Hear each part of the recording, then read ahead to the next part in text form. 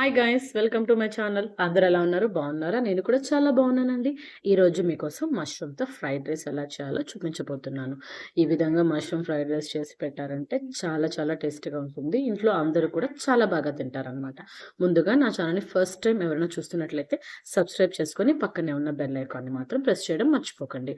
ఇంకా రెసిపీ విషయానికి వస్తే ఫస్ట్ ఒక గ్లాస్ బియ్యాన్ని ఈ విధంగా పొడి పొడిగా వండుకొని డిష్లో తీసుకొని బాగా చల్లారనివ్వండి. ఈ రైస్కి అన్నం మొత్తం చల్లారిపోతే చాలా బాగుంటుంది, లేదంటే ముద్దలు ముద్దలుగా వచ్చేస్తుంది అనమాట.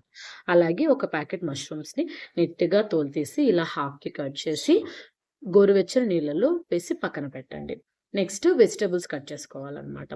ఇక్కడ నేను క్యారెట్, క్యాప్సికమ్ వేసాను. కావాలంటే బీన్స్, క్యాబేజీ ఏదన్నా కూడా వేసుకోవచ్చు. అలాగే ఒక ఎర్రగడ్డ, 2 పచ్చిమిరపకాయలు కూడా కట్ చేసి కరివేపాకు, కొత్తిమీర కూడా తీసి పక్కన పెట్టుకోండి. ఇప్పుడు స్టవ్ ఆన్ చేసి బాండలు పెట్టి అందులో 4 స్పూన్స్ ఆయిల్ వేసి, ఆయిల్ వేడెక్కిన తర్వాత అందులో ఆవాలు, జీలకర్ర, ఇంగువ వేసి మనం కట్ చేసుకున్నటువంటి వెజిటబుల్స్ అలాగే పచ్చిమిర్చి, కరివేపాకు కూడా వేసేసి హై ఫ్లేమ్లో బాగా ఫ్రై చేయండి. ఇప్పుడు ఇందులోనే ఒక స్పూన్ అల్లం వెల్లుల్లి పేస్ట్ కూడా వేసి పచ్చివాసన పోయేంత వరకు వేయించండి. అప్పుడే మనకు ఈ వెజ్జీస్ కూడా బాగా కుక్ అయిపోతాయి అన్నమాట. ఇప్పుడు ఇందులో పసుపు పొడి, మిరప్పొడి, అలాగే ధనియాల పొడి కూడా వేసి మళ్ళా బాగా మిక్స్ చేయండి. ఇవంతా కూడా ప్రాసెస్ మొత్తం హై ఫ్లేమ్లో చేయాలన్నమాట. ఇప్పుడు మనం కట్ చేసుకున్నటువంటి మష్రూమ్ ఉంది కదా, అది వేసి మష్రూమ్స్కి పట్టడానికి లైట్గా సాల్ట్ వేసి బాగా మిక్స్ చేయండి.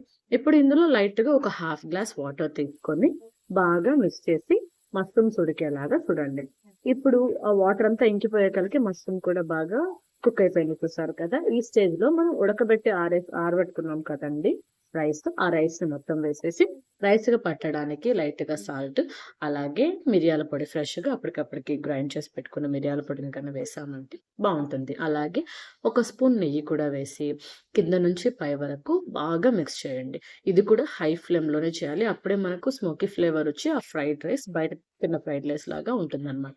బాగా మిక్స్ చేసిన తర్వాత ఫైనల్ గా పైన కొత్తిమీరతో గార్నిష్ చేసుకున్నారంటే tasty tasty mushroom fried rice ready.